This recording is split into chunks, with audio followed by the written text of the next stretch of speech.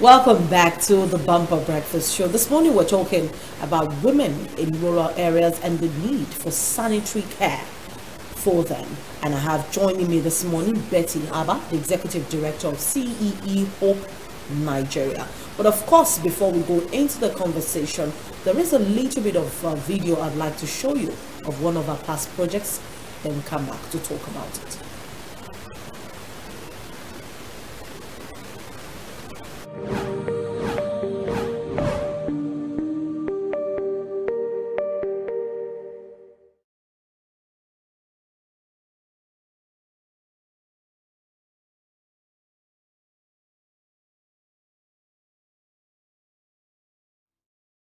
I want to be a lawyer.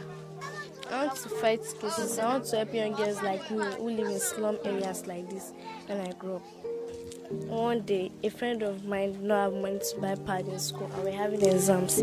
So since she did not have money to buy pad, she was stained. Because of the lack of money, some girls might want to go and meet men for money. Or some might just get into sex with men just to get the money, and it might lead to disease. Also, some girls normally drop from school. So government should distribute free sanitary pads to girls in school. And Nigeria has one of the highest number of out-of-school girls. I know how it feels to be in an area like this. I happen to grow up in a sort of an urban ghetto. It may not be as bad as the situations we have in Lagos, but I grew up in a place where I didn't have much opportunities, where life was very fast and rough. But what made a difference in my life was the fact that I opted for education. Lagos has over 100 slum communities. And I see that so many children do not even have the opportunities that I've had, namely an averagely good education and the opportunity of mentorship, which has really shaped my life.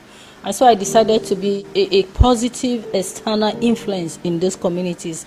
And so we discovered Aisha at our very first entrance into Monkey Village with the summer school. So she was one of the 6 young people that we got enrolled on our scholarship. We discovered that she's not just an ordinary child, that we had at hand a genius, one who from the age of 12, 13 could speak 5 languages, and most of them very fluently.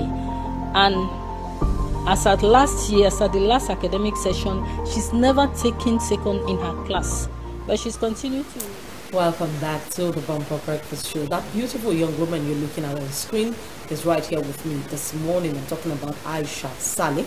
Aisha, good morning. Good to have you here. Good morning. Oh, relax. I'm not going to bite you. And of course, I have Betty Abah. Betty, I must say, first of all, that you're doing great work. Good morning. Good to have you on the Bumper Breakfast set. Thank you so much. You know, I've heard so much about the kind of work that you're doing for quite a while now. And when Yinka brought up the issue with me and said, wow, fantastic idea having you right here on set. Betty Abah is the Executive Director, Center for Children's Health, Education, Orientation and Protection, and that's what we call CEE Hope. And she's all about rural communities sharing hope for the girls, educating them, empowering them, and helping them to prepare for the kind of life that lies ahead. I must say, Betty, what exactly drove you going into such a project?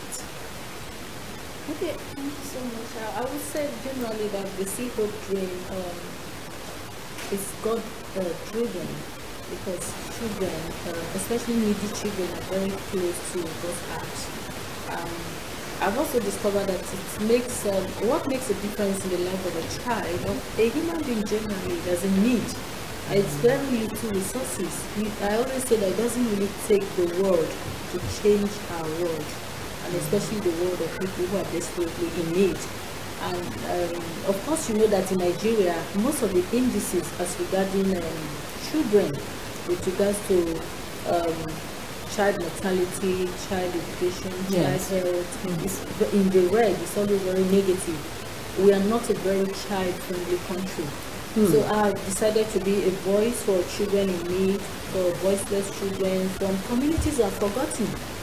We work in informal communities, that's what we call slum communities in the cities and also in rural areas.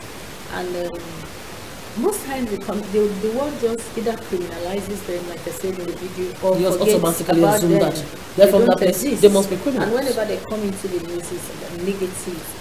And there are a lot of potentials in these communities, a lot of needs.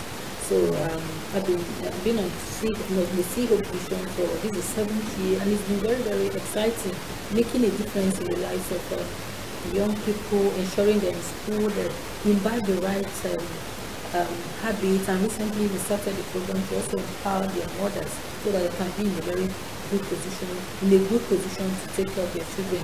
And then in working in these communities, I've also discovered that there are also different levels of oppression.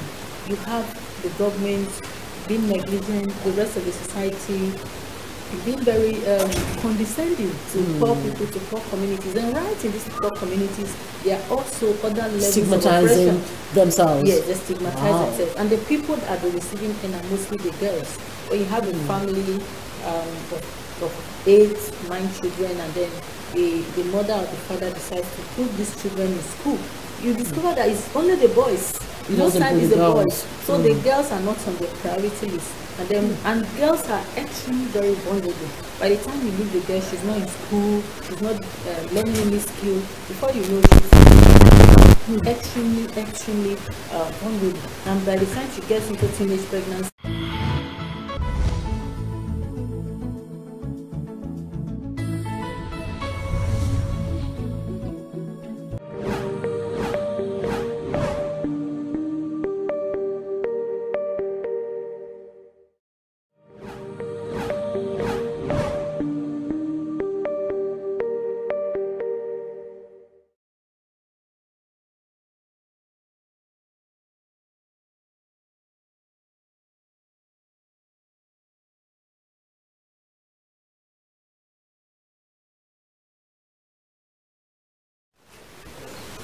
Welcome back. Apologies for that abrupt break. A little bit of technical itch right there, but Betty was still talking to me just before that break. So Betty, let me just find out. yes, like I was saying, the girls are mostly not on the priority list of the parents, so they fall pregnant because they don't go to school.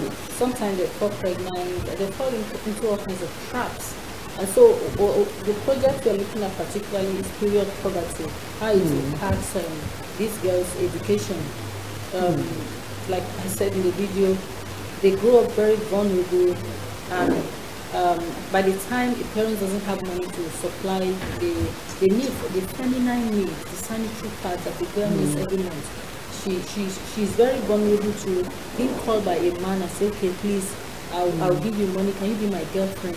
And then because she needs that thing and the parents can afford it, and menstruation is something that you have to attend to, you have no choice. Definitely. As long as you are within the reproductive age, Definitely. Once you just have puberty, to meet that need till you reach menopause. So before you know, she gets infected by sexually transmitted diseases. Before you know, she falls pregnant. She's in pregnant.